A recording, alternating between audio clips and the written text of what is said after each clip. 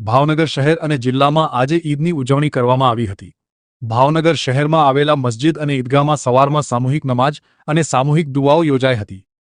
ઈદ ઉલ અઝાની ઉજવણી શહેર જિલ્લામાં વિવિધ સ્થળો ઉપર થઈ હતી। બકરી ઈદ કે કુરબાની ઈદ તરીકે કહેવામાં આવતા ઈદની ઉજવણીને લઈને મુસ્લિમ બિરાદરોએ એકબીજાને ગળે લગાવી ઈદની મુબારકબાદી આપી હતી।